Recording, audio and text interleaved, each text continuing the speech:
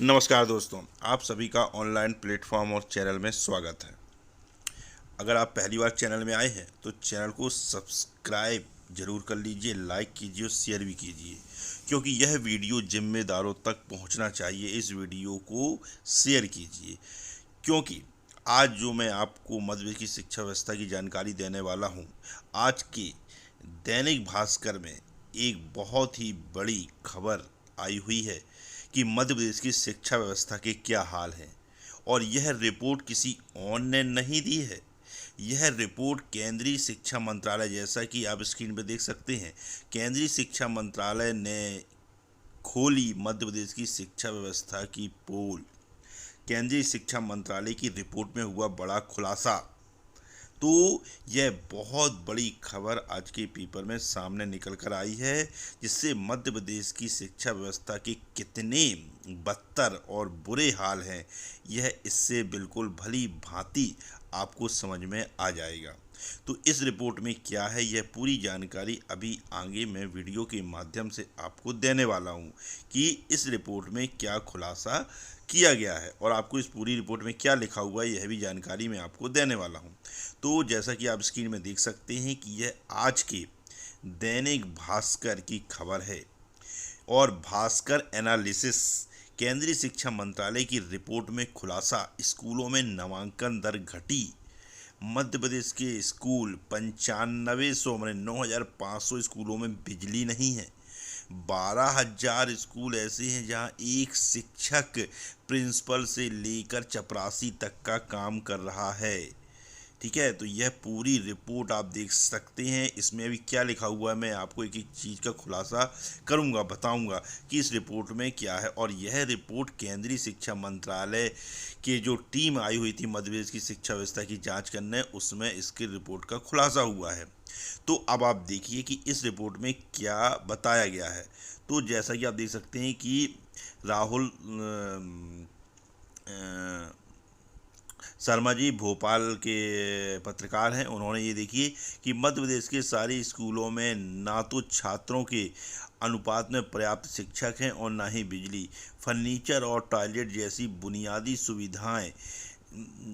जीर्ण जीर्ण भवनों में स्कूल चल रहे हैं। ये मैंने बहुत ही बेकार टूटी फूटी इमारतों में है ना, भवनों में जो आपके स्कूल चल रहे हैं। केंद्रीय शिक्षा मंत्रालय के तहत आने वाले unified district information system for education की हाल ही में जारी रिपोर्ट में यह खुलासा हुआ है। अब क्या खुलासा हुआ है आप देख सकते हैं। रिपोर्ट के अनुसार मध्य प्रदेश में भी नेशनल एजुकेशन पॉलिसी के लक्ष्यों को प्राप्त करने से काफ़ी दूर है। रिपोर्ट में कहा गया है कि प्राथमिक से लेकर उच्च माध्यमिक स्तर तक की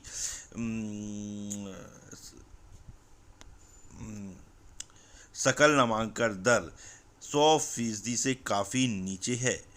प्राथमिक स्तर पर GER 78.9% और नेट एनरोलमेंट रेशियो मात्र 64.3% है। उच्च माध्यमिक स्तर पर GER 62%, जबकि NER 25.7% दर्ज किया गया है। मैं आपको पूरा भी समझाऊंगा कि यह आपका जो GER है और NER है यह क्या है ना।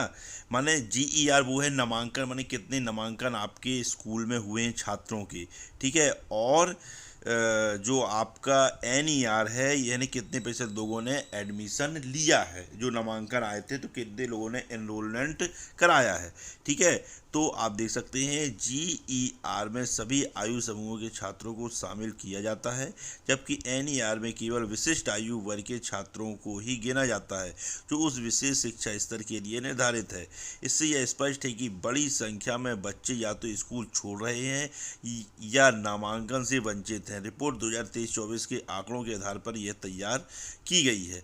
तो अब आप देख सकते हैं कि मध्य प्रदेश और क्यों नामांकन क्यों नहीं घटेंगे, जब आप शिक्षकों की भर्ती ही नहीं करेंगे, मध्य प्रदेश में एजुकेशन, आपने एजुकेशन पॉलिसी 2020 तो बना दी आपने, नई शिक्षा नीति, लेकिन नई शिक्षा नीति को क्या मध्य प्रदेश सरकार ने अच्छे से पालन किया? अतिथियों की कोई व्यवस्था नहीं है नई शिक्षा नीति में, लेकिन मध्य प्रदेश के स्कूल तो 90,000 1 लाख अतिथि शिक्षकों के भरोसे चल रहे हैं, और नियमित शिक्षक जो एग्ज़ाम क्वालिफाई हैं, दो एग्ज़ाम क्वालिफाई हैं, वे सड़कों में भटक रहे हैं, मंत्री मिनिस्टरों के चक्कर लगा रहे हैं, अधिकारियों के चक्कर लगा रहे हैं, लेकिन कोई सुनवाई नहीं होती है, क्योंकि सरकार का लक्ष्य ही नहीं है मध्य प्रदेश की शिक्षा व्यवस्था को सुधारना। हम्म दिखावे के नाम पे ई स्कूटी योजना, कहीं लैपटॉप योजना। अरे जब उनको अच्छे शिक्षक पढ़ाएंगे नहीं तो क्या वह अच्छे से लैपटॉप चला पाएंगे? उनको कंप्यूटर की जानकारी अच्छे से हो पाएगी छात्रों को?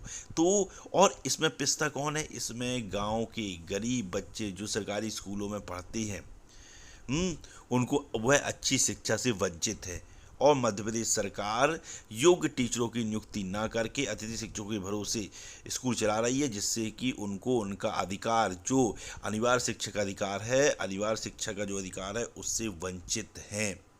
तो आप देख सकते हैं कि क्या है मध्य प्रदेश की शिक्षा व्यवस्था के हाल।